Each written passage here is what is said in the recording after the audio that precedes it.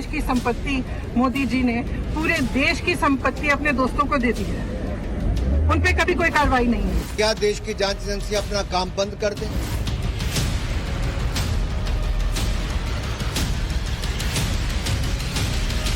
Hitler चुनाव ऐसे जीतता था कि जर्मनी के पूरे इंस्टीट्यूशंस उसके हाथ में थे।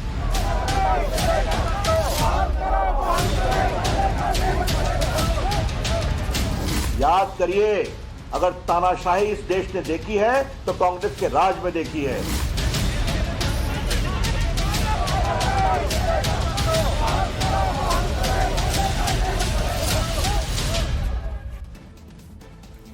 नमस्कार दर्शकों, मैं हूं नाविका कुमार और मेरे साथ आप जुड़ रहे हैं सवाल पब्लिक का शो पर। महंगाई के खिलाफ आज कांग्रेस ने काले कपड़े पहनकर जमकर विरोध प्रदर्शन किया। कांग्रेस नेताओं ने सड़क से संसद तक हंगामा भी किया।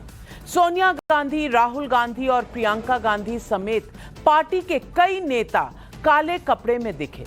सोनिया गांधी ने संसद के गेट पर प्रदर्शन किया, वहीं राहुल गांधी ने राष्ट्रपति भवन की तरफ मार्च निकाला, जबकि प्रियंका गांधी ने कांग्रेस हेडक्वार्टर में प्रोटेस्ट की अगुवाई की। लेकिन बीजेपी ने कांग्रेस के काले कपड़े में प्रदर्शन को राम मंदिर के शिलान्यास के विरोध से जोड़ दिया। आज ही के दिन 2020 में प्रधानमंत्री मोदी ने राम मंदिर का भूमि पूजन और शिलान्यास किया था। थोड़ी देर पहले गृह मंत्री अमित शाह और यूपी के मुख्यमंत्री योगी आदित्यनाथ ने कहा कि कांग्रेस तुष्टीकरण की राजनीति कर रही है।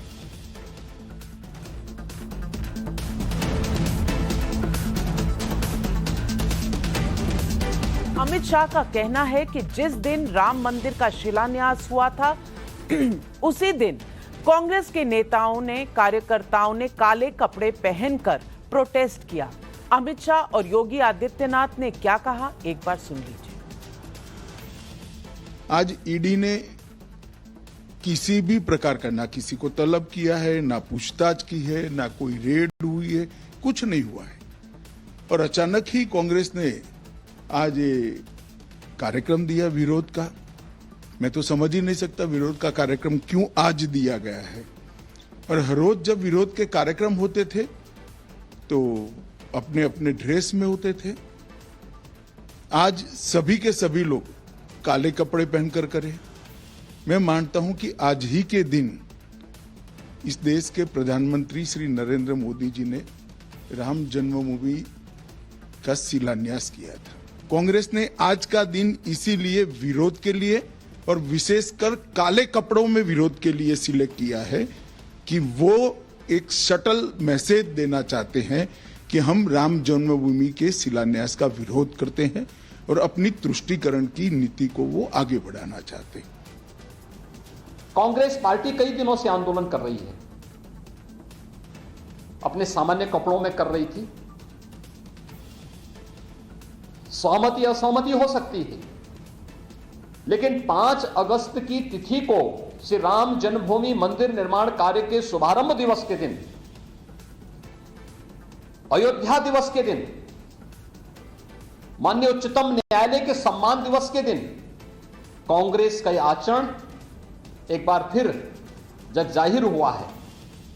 आज कांग्रेसियों ने काले कपड़े पहन करके जो प्रदर्शन किया है, यह से राम जन्मभूमि मंदिर निर्माण की तिथि के दिन यह राम भक्तों का अपमान है। दर्शकों, आपने सुना गृह मंत्री अमित शाह और यूपी के मुख्यमंत्री योगी ने क्या कहा। इससे पहले राहुल गांधी ने भी आज बहुत कुछ कहा। राहुल ने क्या कहा, यह सुनने से पहले मैं आपको प्रियंका गांधी और महिला पुलिस कर्मियों के बीच हुई खींचातानी की तस्वीर दिखाना चाहती हूं। कांग्रेस मुख्यालय से रायसीना हिल्स की ओर बढ़ रही प्रियंका गांधी को रोकने के लिए जो बैरिकेडिंग लगाई गई थी, उस पर से वो चढ़ती हुई दिखी। पुलिस ने उन्हें हिरासत में लेने की कोशिश की तो वो धरने पर बैठ गई। इसके बाद महिला पुलिस कर्मियों ने काफी मशक्कत के बाद प्रियंका गांधी को पुलिस वैन में बिठाया। प्रियंका जी संघर्ष करो, हम तुम्हारे साथ हैं। प्रियंका नहीं आती है, दूसरी इंदिरा गांधी है। प्रियंका नहीं आती है, दूसरी इंदिरा गांधी है। प्रियंका नहीं आती है, दूसरी इंदिरा गांधी है। प्रियंका गांधी को कांग्रेस के मुख्यालय के पास ही हिरासत में लिया गया, जबकि राहुल गांधी की अगुवाई में प्रदर्शन कर रहे कांग्रेस नेताओं को पुलिस ने राष्ट्रपति भवन के सामने हिरासत में लिया। राहुल गांधी और प्रियंका गांधी समेत कांग्रेस के 64 सांसदों को किंग्सवे कैंप पुलिस स्टेशन ले जाया गया। वहां से काले कपड़े पहने इन कांग्रेस के सांसदों की तस्वीरें भी आईं। दरअसल कांग्रेस नेताओं ने आज के प्रदर्शन के लिए काले कपड़े पहने थे और इसे महंगाई के खिलाफ हल्ला बोल बताया था, लेकिन गृह मंत्री अमित शाह और मुख्यमंत्री योगी ने इसे तुष्टीकरण की राजनीति कहा, खासकर उस दिन जिस दिन राम मंदिर की नींव पड़ी थी। मैं आपको बता दूं कि आज से ठीक 2 वर्ष पहले राम मंदिर की नींव पड़ी थी। राम मंदिर का भूमि पूजन हुआ था, जिसमें खुद प्रधानमंत्री नरेंद्र मोदी मौजूद थे और वो तस्वीरें आपकी स्क्रीन पर हैं। दरअसल आज दोनों तरफ से बातें बेहद तीखी हो रही हैं। राहुल गांधी ने प्रदर्शन से पहले जो प्रेस कॉन्फ्रेंस की, उससे ऐसा लगा कि उनके निशाने पर ईडी है। राहुल ने कहा कि 70 सालों में बिना देश 8 साल में खत्म हो रहा है। इस प्रेस कॉन्फ्रेंस में उन्होंने प्रधानमंत्री मोदी की तुलना एक बार फिर हिटलर से कर दी। सुनिए राहुल गांधी ने क्या कहा। हिटलर भी चुनाव जीत के आया था। हाँ, हिटलर भी चुनाव जीत जाता था। हिटलर चुनाव कैसे जीतता था? हिटलर चुनाव ऐसे जीतता था कि जर्मनी के पूरे इंस्टीट्यूशंस उसके हाथ में थे। उसके पास एसए थी, पैरामिलिट्री फोर्स थी, उसके पास पूरा का पूरा ढांचा था। मुझे पूरा का पूरा ढांचा दे दो, फिर मैं दिखाऊंगा आपको कैसे इलेक्शन जीता जाता है। कांग्रेस का प्रोटेस्ट महंगाई पर था या किसी और बात को लेकर, इसका खुलासा सलमान खुर्शीद ने ही कर दिया। सुनिए सलमान खुर्शीद ने क्या कहा अपने बयान। परिवार को बचाने के लिए मैं क्यों आऊंगा? मैं अपने नेता को बचाने के लिए आऊंगा। मेरा नेता मुझे बचाता है। अगर इसको वो परिवार की परिभाषा बना देते हैं तो मुझे कोई उसमें कष्ट नहीं। नेता मुझे बताता है, मैं परिवार के लिए आता हूं, सीना ठोक कर आता हूं। बस यही तो है कांग्रेस का कॉन्स्टिट्यूशन। आपने अमित शाह और योगी को भी सुना, आपने राहुल गांधी को भी सुना। सुबह से कांग्रेस का प्रोटेस्ट हुआ, कैसे हुआ ये भी आपने देखा। कांग्रेस में कंफ्यूजन भी था। महंगाई के खिलाफ प्रोटेस्ट और बात ईडी की, सड़क पर महंगाई की बात, और जब प्रेस कॉन्फ्रेंस करने पहुंचे तो ईडी की बात, तानाशाही की बात, और फिर शाम होते होते बीजेपी का पलटवार जिसमें राम मंदिर तुष्टीकरण ये सब आ गया। तो आज पब्लिक क्या सवाल पूछ रही है? पब्लिक का सवाल है कि कांग्रेस का काले कपड़ों में प्रदर्शन महंगाई के खिलाफ था या राम मंदिर के खिलाफ? सवाल नंबर 2, ब्लैक फ्राइडे प्रोटेस्ट पर कांग्रेस क्यों इस तरह से प्रोटेस्ट कर रही थी? और सबसे बड़ा सवाल कि अगर महंगाई पर यह पूरा प्रोटेस्ट था तो महंगाई की चर्चा किसने की, क्यों नहीं की?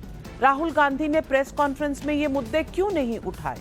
और सवाल नंबर 4, बंगाल से लेकर पूरे देश में जांच एजेंसियों के खिलाफ बयानबाजी से क्या मिलेगा?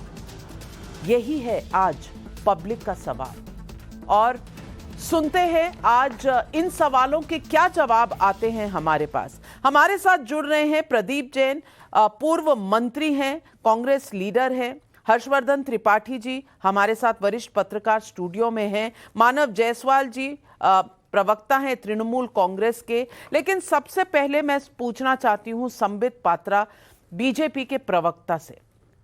संबित पात्रा जी, तुष्टीकरण से आपने जोड़ दिया कांग्रेस के इस सारे प्रदर्शन को। मैं पूछना चाहती हूं, महंगाई की बात ना राहुल कर रहे हैं ना आप कर रहे हैं, आपको तुष्टीकरण नजर आ रहा है, उनको ईडी नजर आ रहा है, इन सब में आम आदमी कहां है?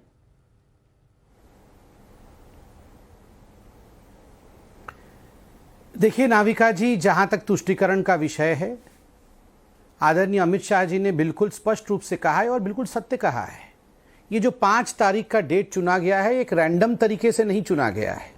आप जानती हैं और आपने भी बताया भी, 2 वर्ष पूर्व ठीक आज के दिन भव्य राम मंदिर के निर्माण के लिए शिलान्यास किया गया था। माननीय प्रधानमंत्री जी ने किया था। एक बहुत बड़ी जीत हिंदुस्तानियों के लिए हुई थी और बिना किसी लड़ाई झगड़े के कोर्ट के माध्यम से हुआ था।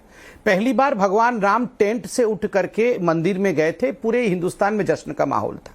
पिछली बार कोविड के कारण हम इसे मना नहीं पाए क्योंकि उसमें प्रोटोकॉल्स थे, रेस्ट्रिक्शंस थे। इस बार कोविड के रेस्ट्रिक्शंस नहीं है। हिंदुस्तान में एक उमंग का वातावरण है और आगे बढ़ सकता था। इस विषय को कैसे रोकना है, इस विषय को कैसे आगे नहीं बढ़ने देना है, इसको ध्यान में रखते हुए बहुत ही क्राफ्टफुली उन्होंने आज के दिन को चुना।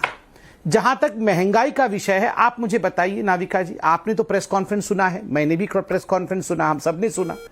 वैसे तो इतना छोटा प्रेस कॉन्फ्रेंस आज तक मैंने विश्व में कहीं नहीं सुना होगा। राहुल जी आए, उन्होंने वो मुखातिब हुए और कहे कि अच्छा लोकतंत्र की हत्या हो गई, लोकतंत्र is dead now, press conference खत्म, अब सवाल जवाब करिए।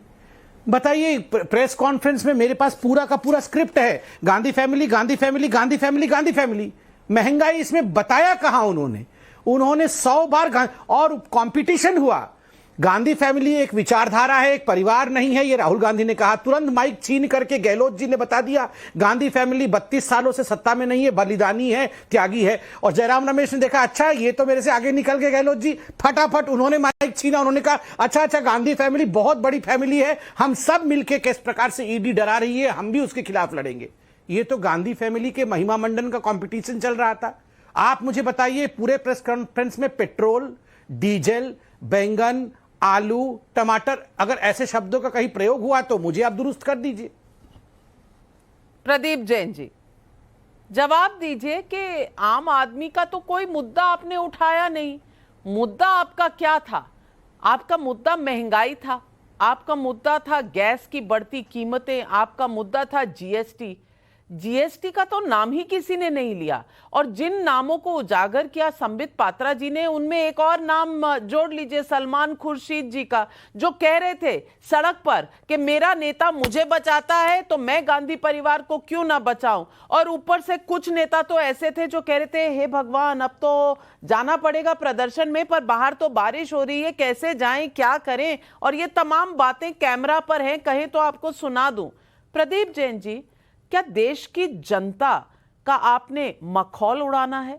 आप मजाक कर रहे हैं उनके साथ कि महंगाई पर आपका पूरा प्रदर्शन है। और दूसरी बात, राहुल गांधी कहते हैं हिटलर है, लोकतंत्र खत्म हो गया, मुझे इंस्टीट्यूशंस दे दीजिए सारे के सारे, मैं इलेक्शन जीत के दिखाऊंगा। मैं आपको पूछना चाहती हूं कि इस देश के लोगों के साथ ये गाली नहीं है कि देश के लोग नहीं चुनते हैं अपनी सरकार, इंस्टीट्यूशंस चुनती हैं सरकार। और अगर इंस्टीट्यूशंस ही चुनती हैं तो मुझे ये बताइए कि पंजाब में कांग्रेस पार्टी क्यों हार गई?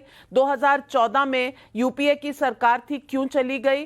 क्यों इंस्टीट्यूशन जब आपके पास थे आप अपनी सरकार जमाए बनाए क्यों नहीं रख पाते थे? प्रदीप जैन, ये बहुत अहम सवाल है, जनता को इसका जवाब जरूर दीजिए। जी नाविका जी, मैं बहुत ही अच्छे आपने सवाल किए और मैं संबित पात्रा जी से ये उम्मीद रखूंगा कि मुझे सवालों का जवाब देना है। आपने तो बिल्कुल बता दिया। आज अगर हम देखें, राहुल गांधी जी ने आज पत्रकार वार्ता की और उन्होंने थोड़ी सी ही देर में पूरी भारतीय जनता पार्टी को बौखलाहट में ला दिया। आज अमित शाह जी जो देश के गृह मंत्री हैं, जिनके बेटे की 18,000 गुनी संपत्ति बढ़ी थी, ये गूगल में भी आप सर्च कर सकती हैं। 50,000 रुपए की पूंजी से 80 करोड़ रुपए उन्होंने अर्जित किए थे, जिस तरह आज अंबानी और अडानी कर रहे हैं। उनको भी आज बौखलाहट हुई कि कांग्रेस सड़कों पर उतरी और इतना बड़ा प्रदर्शन कैसे हो गया। पत्रकार वार्ता में राहुल गांधी ने जो संकेत दिए, जो वार्ता की, संबित जी की एक कैसेट सुबह से लगातार चल रही है और वो सारी बातें, वो शब्द गिन रहे, वो देश की जनता की महंगाई नहीं देख रहे, कि 10 रुपए वाली छाछ 2 महीने के अंदर 17 रुपए की हो गई। बाजार के अंदर संबित भाई, आपको सब्जियां बहुत पसंद है, आप करेला खाते हैं, आप भिंडी खाते हैं, उसमें 67% का इजाफा पिछले 1 महीने में हुआ। आज आरबीआई के गवर्नर ने रेपो रेट बढ़ाया है। ये सारी चीजें आपके संज्ञान में है और उसके खिलाफ आपके ही नेता नितिन गडकरी कहते हैं कि सरकार की मजबूती के लिए विपक्ष का सशक्त होना बहुत जरूरी है। आपके गृह मंत्री, आपके डिफेंस मिनिस्टर, सबका मानना है, सम्मानीय राजनाथ सिंह ने खुले मंच से नेहरू जी की नीतियों का सम्मान किया और आज का जो हमारा आंदोलन था, लेकिन प्रदीप जैन जी, लेकिन इतनी आपकी धड़कनें तेज हैं आम आदमी के लिए, तो राहुल गांधी ने मुद्दा क्यों नहीं उठाया? क्यों नहीं छाछ की बात की? क्यों नहीं दूध की बात की? क्यों सिर्फ गांधी परिवार, Hitler, Modi, Amit Shah, ED, CBI इस तक ही सीमित रह गए? ये सवाल है जिस पर आपको विचार करना चाहिए। पर मैं मानव जायसवाल जी से पूछना चाहती हूँ। मानव जायसवाल जी, इस वक्त देश में अगर एक मुद्दा है कोई जो पूरे विपक्ष को बांध रहा है तो वो महंगाई नहीं है, वो है ईडी, यानी कि भ्रष्टाचार से बचने का उपाय। और यही कारण है कि पार्लियामेंट में आप लोग मिलते हैं तो आप बात करते हैं महंगाई की, लेकिन परेशान आप ईडी से हैं। दूसरी बात, कोर्ट में उठाते, कोर्ट ने आज 14 दिन की जुडिशियल कस्टडी दे दी पार्थ चैटर्जी को और अर्पिता मुखर्जी को। मानव जी, मैं पूछना चाहती हूं, असली मुद्दा मोदी सरकार के खिलाफ है क्या? महंगाई है, ईडी है, या फिर राम मंदिर के खिलाफत का एक मूवमेंट है जैसा अमित शाह ने बताया? पहले तो सभी को मेरा नमस्कार है मैडम। आपके माध्यम से मैं पूरे देश को नमन करता हूं और जय सिया राम। आज पता नहीं, मुझे नहीं पता था कि आज ही वो शिलान्यास का दिन है। शायद मेरी गूगल हिस्ट्री उतनी कमजोर है, लेकिन देखिए, भगवान राम भी चाहते हैं कि भाई देश में इस तरीके की जो काले कानून वाली जो सरकार है, जो अंग्रेजों की अनुयायी सरकार है, उसके विरोध में लोग उतरे। राम राज्य के बारे में हम जब बात करते हैं ना मैडम, तो हर उस व्यक्ति, कमजोर से कमजोर व्यक्ति जो होता है, उसके मन पे मुस्कान होनी चाहिए, उसके मन में भी बिना का स्माइल होनी चाहिए, क्योंकि उसको टैक्स देनी पड़ रही है तो उसके लिए तकलीफ होगा। ये कोई समझ जाएगा तो समझ ले। लेकिन देखिए मैडम, ये देखिए, भगवान राम का ही आशीर्वाद है कि भाई पूरे देश में जो कांग्रेस, जो ओल्डेस्ट पार्टी है, वो आज ही के दिन उतर गई। तो सिंबॉलिक है। मैं तो धन्य हूँ भगवान प्रभु राम का, उन्होंने हमें आशीर्वाद दिया आज। ये बहुत अच्छी बात हुई। दूसरी बात होती है मैडम, हम क्यों जा रहे हैं बीजेपी के खिलाफ? 3 चीजें हैं, आप उसके लिए समय दीजिएगा। पहली चीज, ये जो महंगाई के ऊपर बात नहीं करते, जो भगोड़े हैं, इनके तो मंत्री बोलते कि महंगाई है ही नहीं, गरीबी है ही नहीं। इनके एमपी बोलते हैं कुछ महंगा हुआ ही नहीं। आज जिस तरीके से आरबीआई गवर्नर उतर के बोलते हैं, 9:30 बजे शायद राहुल जी का स्टेटमेंट आया और 10:30 बजे हमारे जो आरबीआई गवर्नर है सर का, उनका आया। लेकिन क्या हुआ? महंगाई की बात उन्होंने करी। उन्होंने बोला कि दबोच लिया है महंगाई ने पूरे देश को, पूरा देश दबोचा हुआ है महंगाई से। लेकिन ये सरकार नहीं सुनेगी। आज जिस तरीके से मैडम पेंशन, आर्मी के पेंशन के वजह से भी उनको तकलीफ हो रही है, उन्होंने भी रेट कम कर दिया। अच्छा, भ्रष्टाचार पर, दूसरी बात भ्रष्टाचार पर आपका कोई विशेष ध्यान नहीं है? बिल्कुल, मैंने तीन फेजेस में बताया। क्रोनोलॉजी समझिए मैडम, 3 है। पहला था ये था महंगाई, दूसरी बात है भ्रष्टाचार मैडम।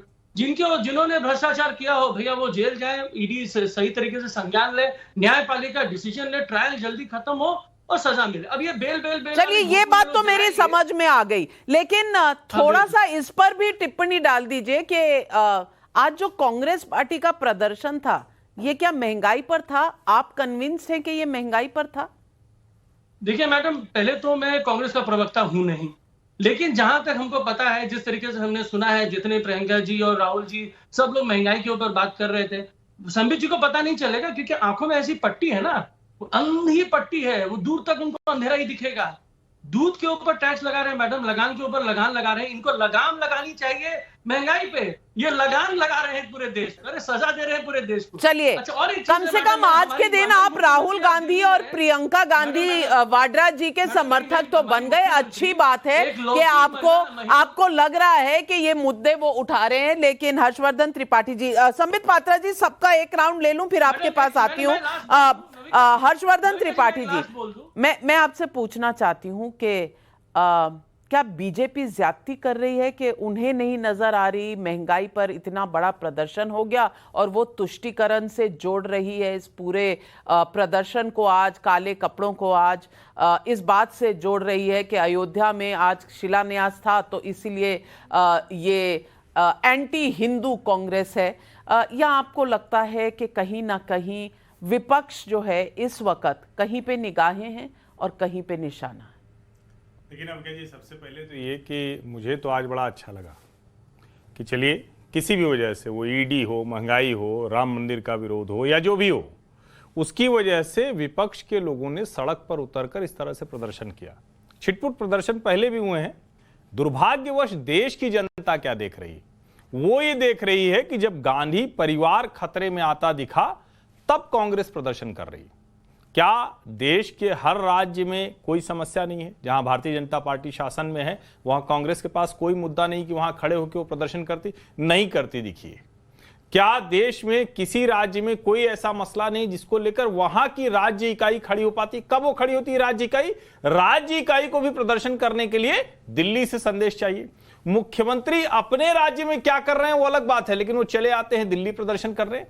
और जो सबसे महत्वपूर्ण बात है कि अगर आज की तारीख कांग्रेस को नहीं पता थी तो यह सचमुच दुर्भाग्यपूर्ण है। और तब तो गृह मंत्री अमित शाह का यह निशाना ज्यादा मजबूती से लगेगा कि दरअसल ये शिलान्यास वाली तारीख थी, वो तिथि थी जिसकी वजह से ये सब प्रदर्शन हुआ है। क्योंकि लोगों को साफ साफ दिख रहा है कि जनता के हित के मुद्दे की प्रेस कॉन्फ्रेंस में राहुल गांधी ने मीडिया को निशाना बना दिया, संस्थाओं को उनके हाथ में दे दीजिए तब वो चुनाव जीतेंगे, ये कह दिया। अब इसके बाद जनता को बहुत कुछ समझने के लिए राहुल जी ने छोड़ा नहीं है।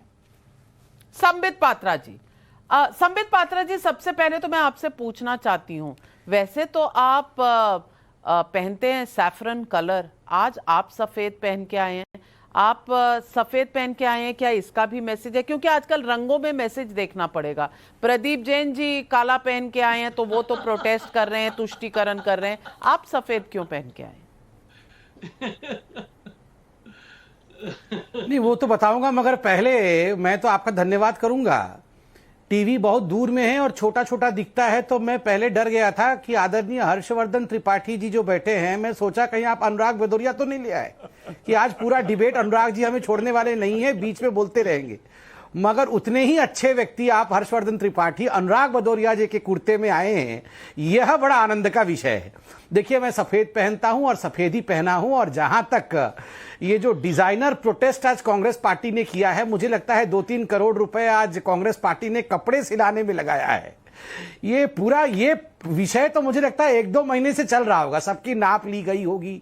जब से ये नेशनल हेराल्ड में ईडी का आया होगा समन, तब से सभी, हमारे प्रदीप भाई भी नाप दिए होंगे, वो भी नाप दिए, सभी का मैं देख रहा हूं बड़ा फिटिंग फुटिंग के साथ। और सुबह तो बड़ा आश्चर्य हो गया, मतलब मैंने मल्लिकार्जुन खड़गे को देखा तो मुझे लगा ये काबुली वाला जो हम लोग पढ़ते थे बचपन में, काबुली वाला आया था अफगानिस्तान से काबुली बेचने के लिए, बिल्कुल प्रतिरूप लग रहे थे, अच्छे लग रहे थे। नजर नहीं लगना चाहिए मल्लिकार्जुन खड़गे जी के ऊपर, वो स्वस्थ रहे, अच्छे रहे।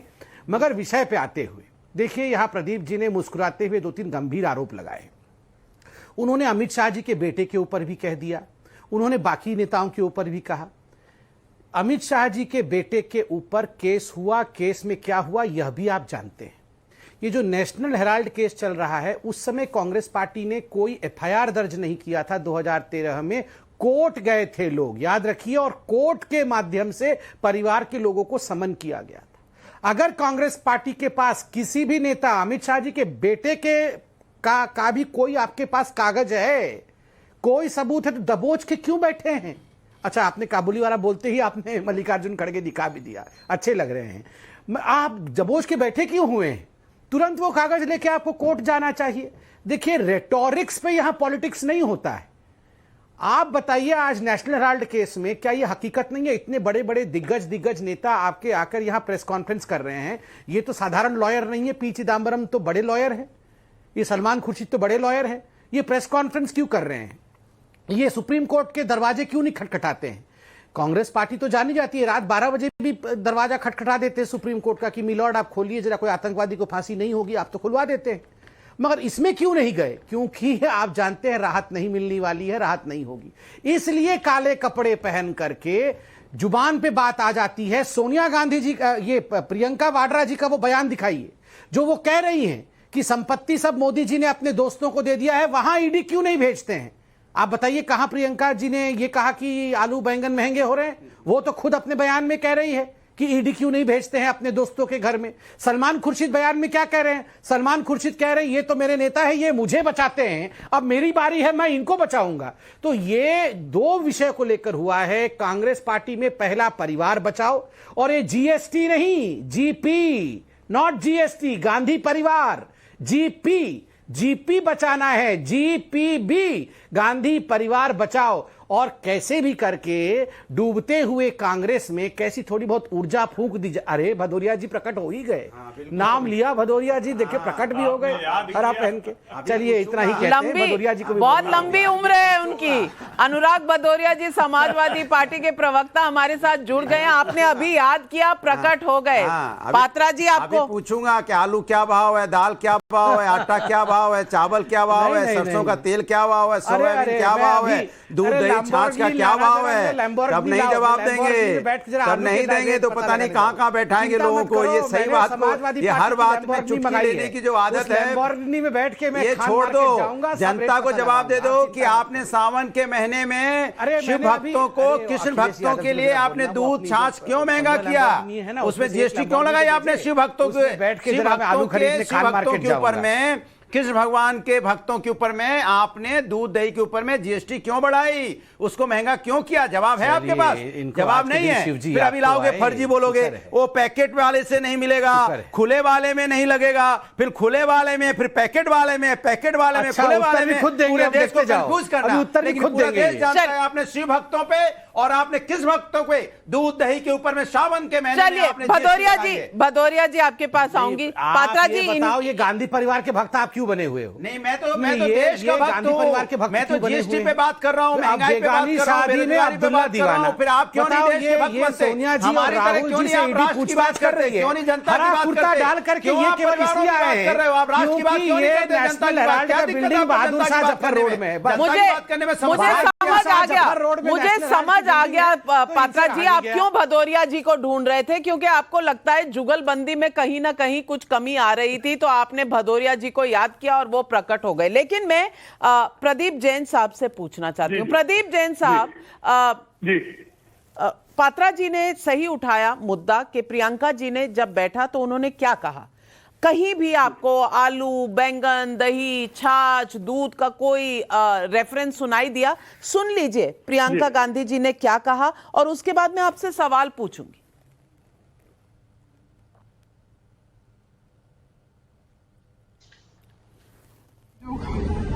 इनको लगता है कि जितने भी इनके विपक्ष में जो कुछ कहता है उनको ये दबा सकते हैं, और इनको ये लगता है कि दबाने के बाद, ऐसे अपनी फोर्स दिखाने के बाद हम चुपचाप से समझौता करके बस में बैठ जाएंगे इनके साथ। तो क्यों करें हम तो एक मकसद से है ना यहाँ। हमारा मकसद ये है कि हम, इनके मंत्री कह रहे हैं इनको महंगाई नहीं दिखती, तो हम पीएम हाउस तक चल के महंगाई दिखाना चाहते हैं, गैस का सिलेंडर दिखाना चाहते हैं। उनके लिए महंगाई तो है नहीं। उन्होंने तो पूरी देश की संपत्ति, मोदी जी ने पूरे देश की संपत्ति अपने दोस्तों को दे दी है, उन पे कभी कोई कार्रवाई नहीं है।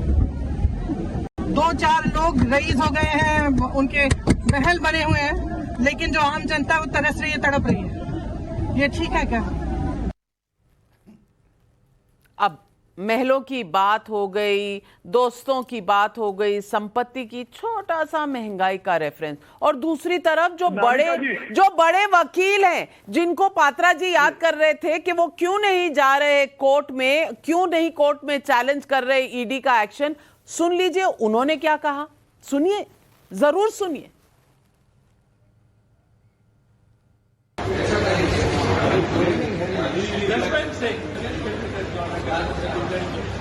can sit in having gone for there is no point. No, it's raining out to go out. I'm going. That's what I'm saying. So we can sit in having gone for there is no point. No, it's raining out to go out. I'm going. That's what I'm saying.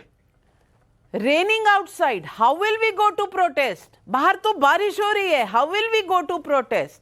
अब प्रदीप जैन जी, बारिश जरूरी, संपत्ति जरूरी, ED जरूरी और प्रधानमंत्री के दोस्त जरूरी। महंगाई तो साइड इशू, महंगाई तो साइड इशू। जी मैंने आपकी पूरी बात सुनी। आप मूल कंसेप्ट पे आइए कि पूरा का पूरा मुल्क आज महंगाई के खिलाफ एकजुट है। यहां तक कि जितने लोग बैठे हैं, अगर संबित पात्रा जी इतने बड़े धन्ना सेठ हैं कि ये कह सकें कि महंगाई नहीं है, तो आज ये गीता पर हाथ रख के कसम खा लें कि महंगाई नहीं है। आप देखिए, काले कपड़ों की बात कर रहे हैं, हम नहीं कह रहे कि प्रधानमंत्री जी के एक दिन की ड्रेस पर खर्चा 20 लाख से 30 लाख होता है। जब भी काली सरकार हो, काले कानून हो, तो उसके लिए काले कपड़े पहनना बहुत जरूरी है। लाला लाजपत राय ने जब अंग्रेज आए थे इस मुल्क के अंदर, साइमन कमीशन के खिलाफ काले कपड़े पहने थे। भगवान श्री कृष्ण ने जब कंस का वध किया था, क्यों कहते हैं हम आज शंकर जी की काली पिंडी को हम क्यों प्रणाम करते हैं?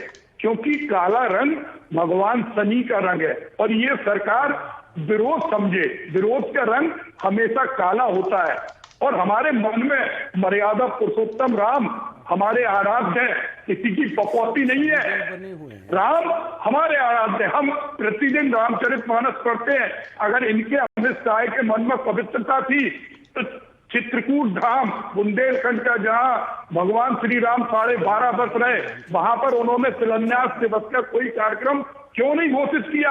आज भारतीय जनता पार्टी सुबह से लेकर शाम तक इस आंदोलन को बदनाम करने के लिए धार्मिक एंगल देखती रही। ये नहीं देखा कि व्यापारी आत्महत्या कर रहे, गरीब जनता तड़प रही है। संबित पात्रा जी, आसमान पे, संबित पात्रा जी, आप प्रदर्शन का जो डायरेक्शन है उसको बदलना क्यों चाहते हैं? क्योंकि महंगाई के ऊपर आपके पास कोई जवाब नहीं है। सवाल ये तीखा है, जवाब दीजिए।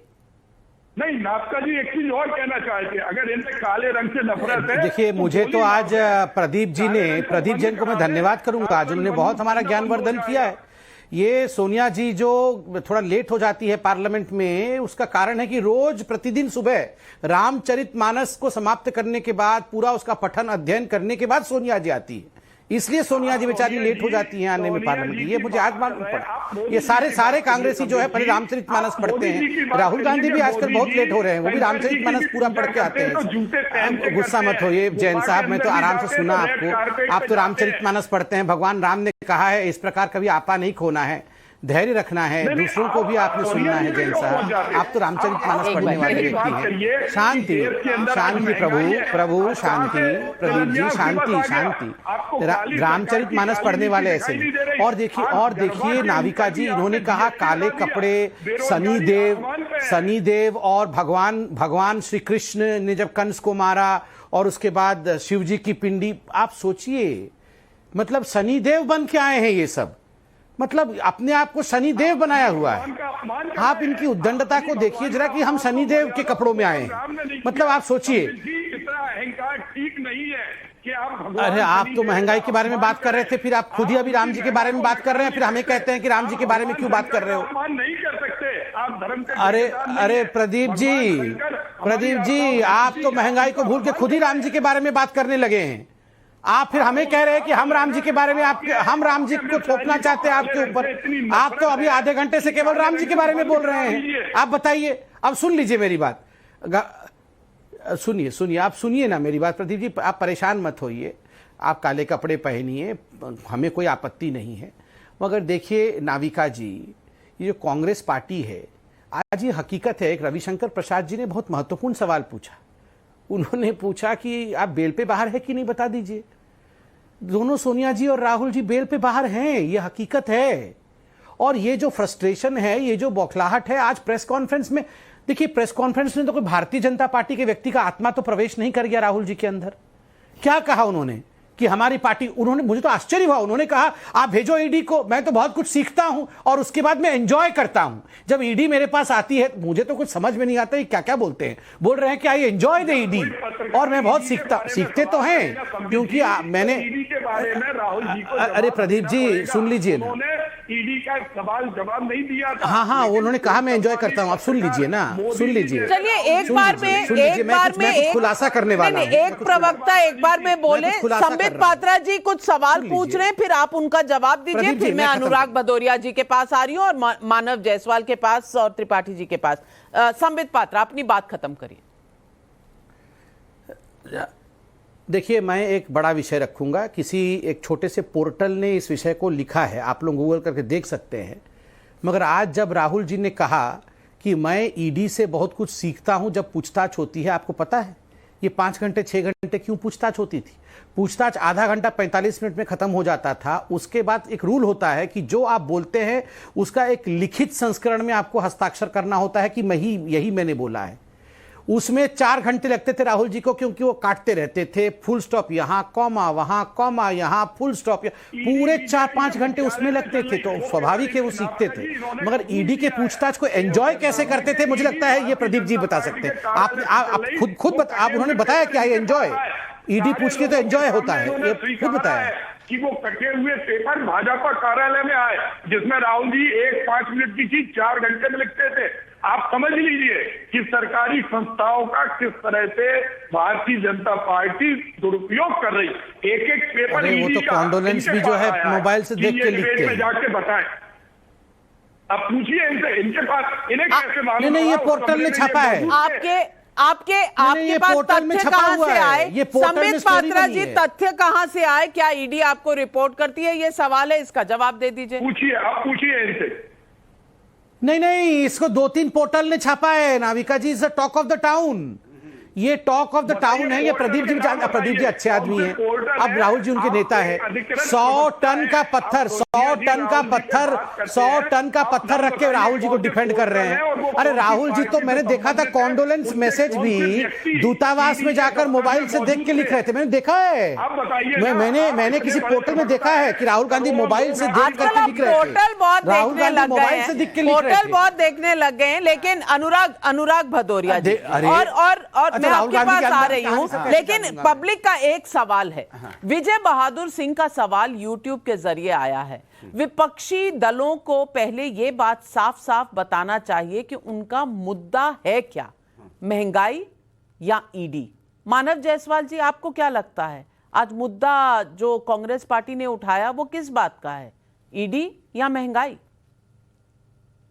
मैडम, मैं कांग्रेस का तो प्रवक्ता हूं नहीं, लेकिन हमारी एक ही बात है भैया, महंगाई बढ़ रही है और हम चाहते हैं केंद्र सरकार हमारे 1 लाख करोड़ रुपए जो बकाया है वो दे दे। हम भी अपने देश प्रांत वासियों को थोड़ी महंगाई से राहत दे दे, डेली वेजेस दे दे। साढ़े 17-18 करोड़ सिर्फ डेली वेजेस का है मैडम। हमने सारे प्रोटोकॉल मेंटेन किए, सारे कुछ किए, लेकिन केंद्र सरकार सुन नहीं रही है।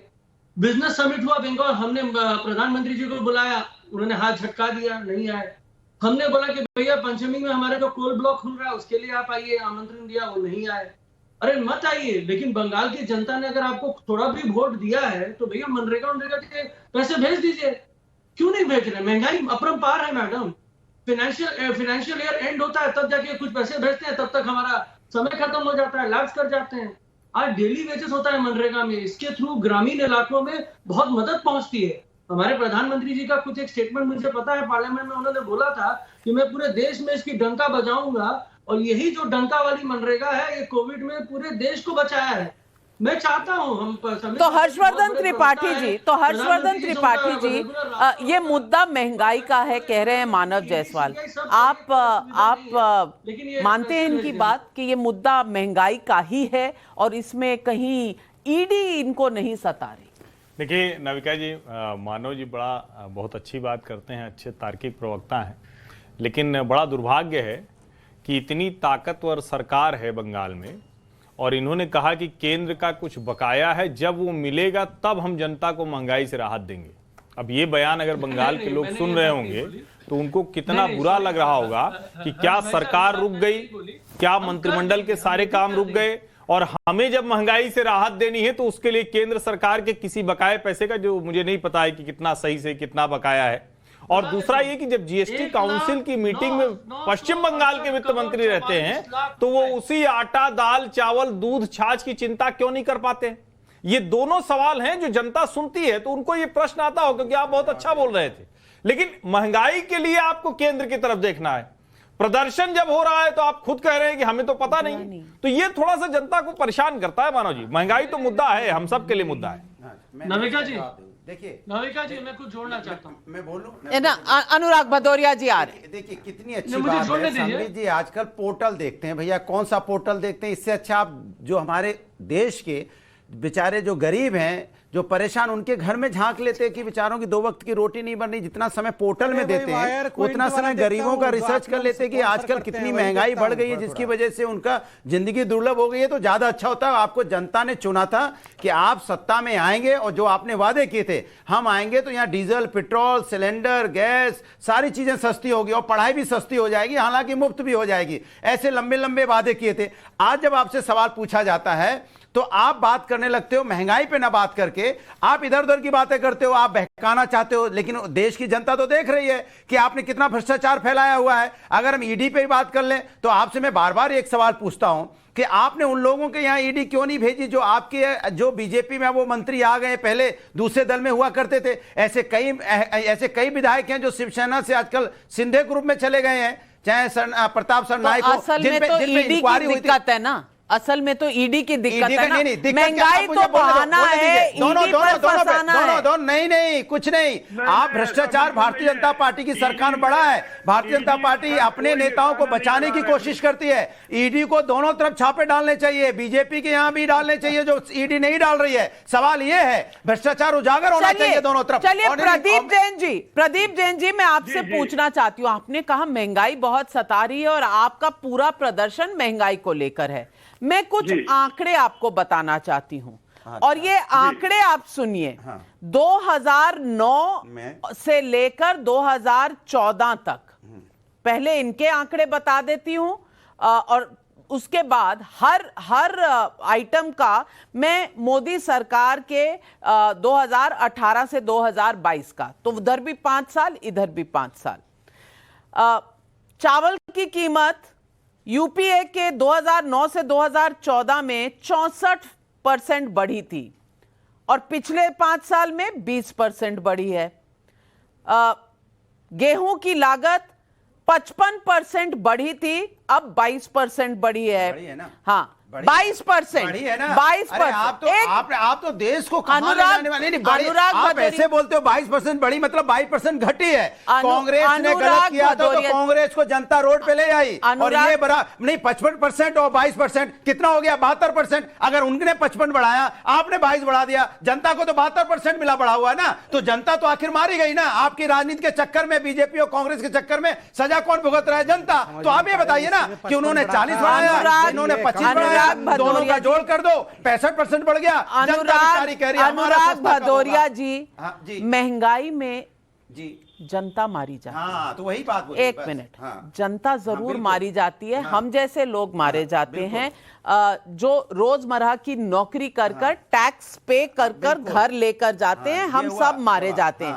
लेकिन क्योंकि आप राजनेता हैं, इसका मतलब ये तो नहीं कि आप मेरी आवाज भी बंद कर देंगे। आवाज क्यों बंद कर रहा हूं? तो सुन लीजिए, फिर आंकड़े, मैं कहता हूं 22 तक भी आ जाओ ना। आज की भाई साहब, आज की ले लो। आप वॉइस मॉड्यूलेशन की क्लासेस में आपसे ले लूं? नहीं, हमसे मत लीजिए। तो ठीक है, मेरे को आंकड़े पढ़ने दीजिए, फिर उसके बाद टिप्पणी दीजिएगा। आटे की कीमत जो है 52% बढ़ी थी मनमोहन सिंह जी की सरकार में, अब बढ़ी है 28%। तूर दाल की 25% तब बढ़ी थी और संबित पात्रा जी नोट कीजिएगा 50% बढ़ी है मोदी सरकार के पिछले 5 साल में। चीनी की कीमत 38% मनमोहन सिंह सरकार में, 6% मोदी सरकार में। दूध की कीमत 71% बढ़ी थी मनमोहन सिंह सरकार में और 24% बढ़ी है मोदी सरकार में। मस्टर्ड ऑयल यानी कि सरसों का तेल 40% तब, 61% आज। नमक की कीमत 51% बढ़ाई थी कांग्रेस की सरकार में, अब 31%। और फिर आ जाते हैं सब्जियों पर। अरे जो बेसिक सब्जी है आलू 90% महंगा हुआ मनमोहन सिंह की सरकार में, अब 21%। प्याज 150% बढ़ा था मनमोहन सिंह की सरकार में, 14% बढ़ा है अब। टमाटर 250% बढ़ा था मनमोहन सिंह की सरकार में, 11% अब मुझे बता दीजिए। बता रहा हूं आपने 9 से 14 तक के किए, ठीक है, 14 से 20 किया, जो भी किया। सवाल यह है कि आप कह रही हैं कि उस समय इतना बढ़ा, आज 30% बढ़ा, तो इनको तो 30% बढ़ाना नहीं चाहिए ना, इनको तो कम करना चाहिए था। पूरी थंब मेजोरिटी से जनता ने आपको चुना था। आपको जनता ने क्यों चुना था? जनता ने क्यों चुना था? बताइए, आप सिर्फ सवाल बताइए, जनता ने क्यों चुना था कि महंगाई कम होगी? तो आप सिर्फ सवाल सुनिए, आप सवाल सुनिए। चलिए, आपने 2008 से 2014 तक क्यों सपोर्ट दिया था जब 250% प्राइस बढ़ रही थी? तब आपका दिल नहीं कांपा था, आज दिल कांपता आपका। जिस तरह की महंगाई बढ़ी है, रिकॉर्ड तोड़ महंगाई है, कभी हिंदुस्तान में इतनी महंगाई नहीं हुई। नहीं, चर्चा नहीं करना चाह रही है, ना पूछना चाह रही संबित पात्रा से। महंगाई है, पर तब जो लोग एक मिनट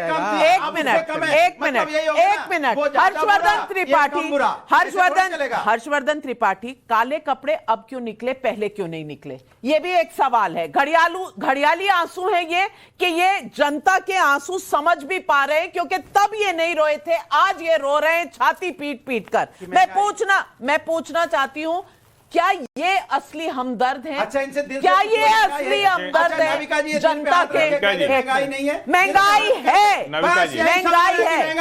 और महंगाई इससे ज्यादा थी। कैसे समझाना? जब आप महंगाई को पॉलिटिकल डिबेट बना देते हैं और इस तरह कहते हैं कि हुई या नहीं और बात खत्म हो गई मेज पीट के, तो दरअसल आप जनता के, किसानों के हक को मारने की पूरी तैयारी कर रहे हैं। अभी जब कृषि कानून के जरिए मैं इसको बात कह रहा हूं, एमएसपी लगातार किसानों की उपज की बढ़ी, और जब किसानों की उपज की एमएसपी बढ़ रही थी, तब किसी को यह समझ में नहीं आ रहा है कि किसानों को जब कृषि कानून लागू करना था तो सीधे उनको होने वाली है, सीधे उनको तो दुगनी इनकम का इंतजार कर रहा था, बिना किसी बिचौलिए तक उसकी नहीं निकल पा रही है, किसी बिचौलिए इनकम का इंतजार कर रहा था। हल्ला मचा के किसानों के हमदर्द नहीं बन सकते। अनुराग भदौरिया जी, मैं एक मिनट हरी कुर्ते वालों को थोड़ा सा रुकना चाहिए, क्योंकि काले कुर्तों वाले का समय है बोलने का। और मैं काले कुर्ते में बैठे प्रदीप जैन साहब से पूछना चाहती हूँ। प्रदीप जैन साहब, ये आंकड़े आपको तब नहीं दिखे थे, अब दिखे जब चिदम्बरम जी ने ईडी का जो नोटिफाई किया था लॉ, तब आपको ईडी की कमियां नहीं नजर आई थी, अब आ रही थी। तब आपको लग रहा था आप सत्ता में हमेशा रहने वाले हैं तो आप लोगों के खिलाफ यूज करेंगे, अब ये आपके खिलाफ यूज हो रहा है। मुझे ये बताइए कि ऐसा अब क्या हुआ जो तब नहीं हुआ था, और अब जो इसको मुद्दा बना रहे हैं, ये आप क्या छुपा रहे हैं? क्या छुपा रहे हैं? जी नाविका जी, एक चाकू होता है, उससे ऑपरेशन करके किसी की हम जान बचाते हैं, और वही चाकू जब किसी गुंडे के हाथ में पहुंच जाता है तो वो हत्या करने का काम करता है। वही दवाई होती है जो किसी रोगी को ठीक कर देती है। वही दवाई जब अधिक मात्रा में दे देते हैं तो बंदर के हाथ में जब उस तरह लग जाता तो वो गला काटना शुरू कर देता। ये संवैधानिक संस्थाओं का सत्ता की ताकत से दुरुपयोग कर रहे हैं। चाकू से जान बचाने का काम करें। ईडी हमने बनाई थी, जीएसटी को हम फेवर करते थे, लेकिन हम नहीं कहते थे कि दूध के ऊपर जीएसटी लगे, दही के ऊपर लगे, गौमूत्र पे लगे। आज बुंदेलखंड में हम लोगों ने भी गाय का आंदोलन किया था। दूध के दाम 71% आपने बढ़ाए थे, मोदी सरकार में 24% बढ़े हैं। अब आपको दूध याद आ रहा है? पहले इस देश में बच्चे दूध नहीं पी रहे थे, तब आप इतने संदिग्ध क्यों थे? ये संस्थाओं का दुरुपयोग कर रहे हैं ताकत के बल पर। संबित पात्रा जी जवाब दीजिए कटघरे में आप हैं, क्योंकि ये राजनीतिक पॉइंट स्कोरिंग हो रही है। आम आदमी का दर्द किसे भी नहीं है। आप उनके काले लिबास पर तुष्टिकरण कह रहे हैं, वो आपकी नियत पर कह रहे हैं उस तरह है। बस यही हो रहा है? चलिए मैं जवाब देता हूं।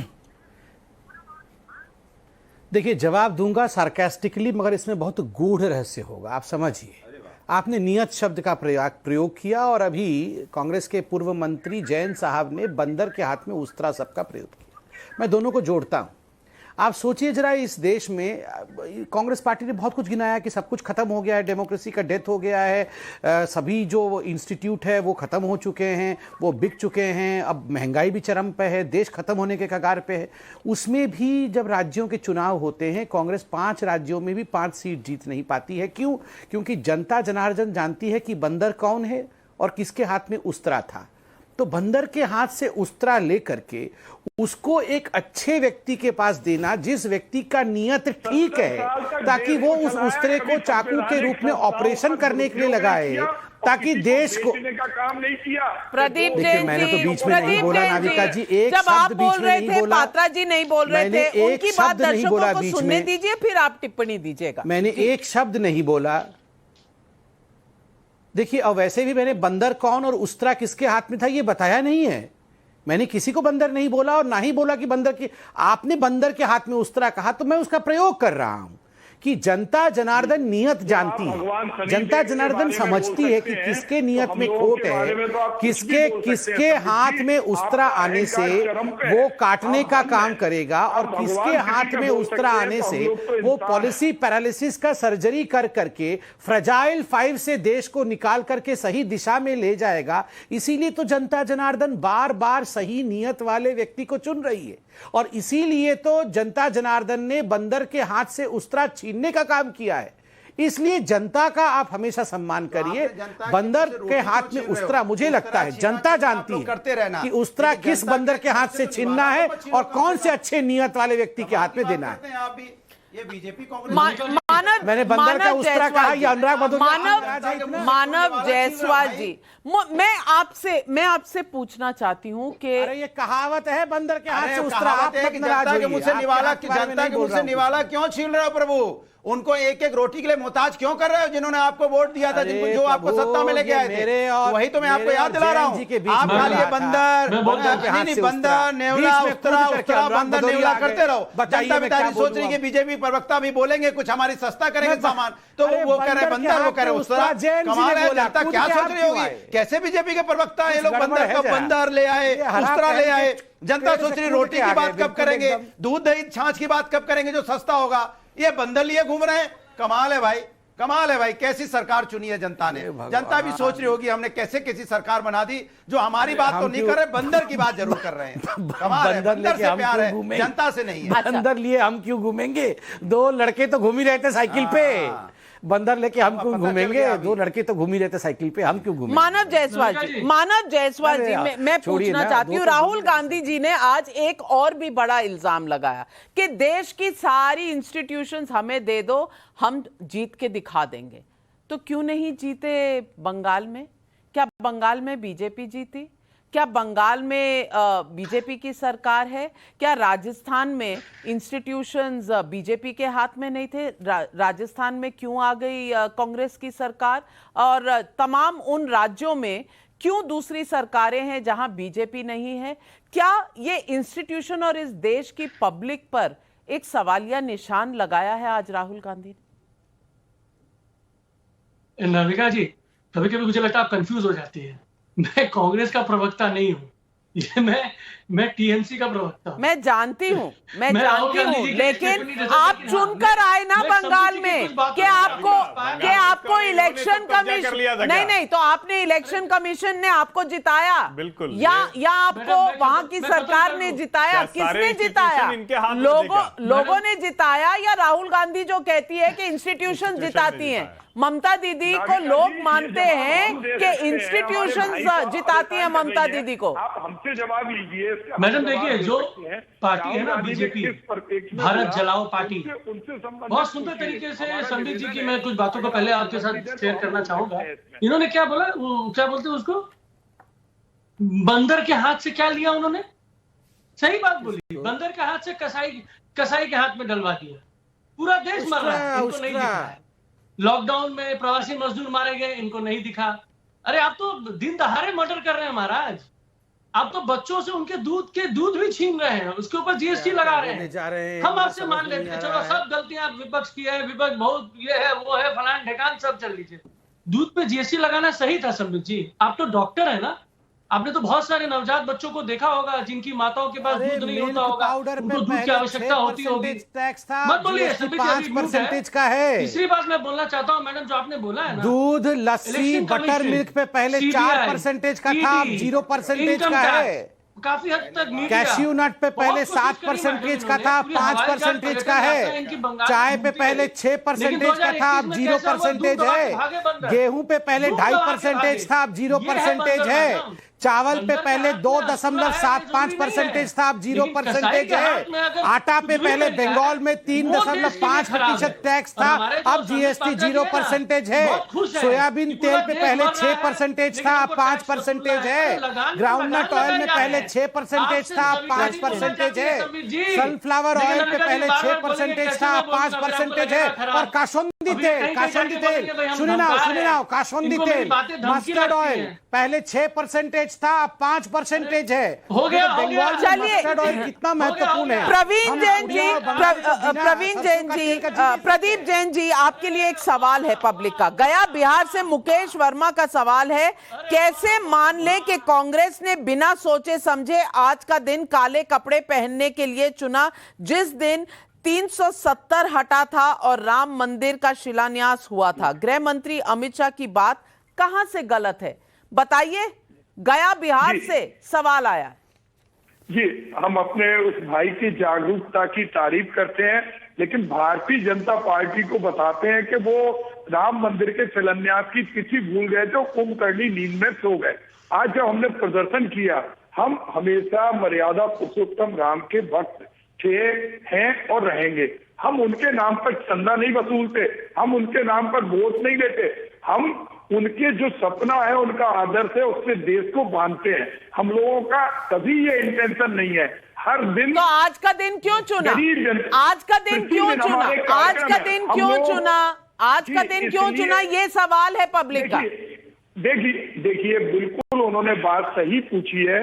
सबसे पहले तो मैं ये बताना चाहता हूँ, ये हमारा पहले से घोषित कार्यक्रम था। तो ये भी तो पहले से पता था कि 2019 में संविधान का जो आर्टिकल 370 था उसको एब्रोगेट किया गया। ये भी आपको 2020 से पता है कि आज शिलान्यास का दिन है।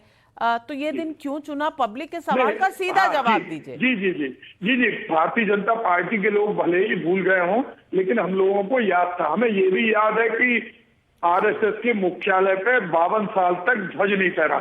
हमें ये मालूम था, हम चाहते थे कि इस महान दिवस पर वो करोड़ों जनता, 100 करोड़ से ज्यादा जनता जो गरीबी और महंगाई से जूझ रही है, बेरोजगारी से जूझ रही, इस पवित्र दिन इनकी बुद्धि मैं आज इस पूरे प्रश्न काल में अपना नजरिया बताना चाहती हूँ। पूरा देश आज कंफ्यूज है। लोगों को समझ में नहीं आ रहा कि महंगाई पर प्रोटेस्ट है, बातें ईडे के होने लगती हैं। इसके अलावा अगर आप देखें तो काले कपड़े पहनकर लोग निकल जाते हैं कि प्रोटेस्ट हो रहा है। मैं पूछना चाहती हूं कि क्या महंगाई का जो मुद्दा है वो सिर्फ विरोध के लिए एक माहौल बनाने का है जब बात ईडी की करनी हो? ये सवाल जाता है जनता से, विपक्ष को भी और सत्ता पक्ष को भी, कि जनता को कंफ्यूज मत करिए, जनता के आंसुओं पर हंसिए मत। जनता के आंसुओं को और जनता की जेब को अपने राजनीतिक फायदे का एक इस तरह का मजाक मत बना दीजिए। जनता त्रस्त है, महंगाई है और महंगाई आम आदमी से बहुत मुश्किल से जीवन व्यस्त करने का एक समा लाई है। जल्दी से ढूंढिए कोई इसमें से निकलने का रास्ता, क्योंकि आम आदमी त्रस्त है। ना वो काले कपड़ों से इस वक्त मानेगा बात, ना इस वक्त वो राजनीतिक पॉइंट स्कोरिंग से। बस हल निकालिए कोई, यही है जनता की आवाज। बस आज सवाल पब्लिक का शो पर इतना ही। लेती हूं आपसे इजाजत, नमस्कार। पर जाइएगा मत, क्योंकि आ रही है न्यूज की पाठशाला प्रोफेसर सुशांत सिन्हा के साथ।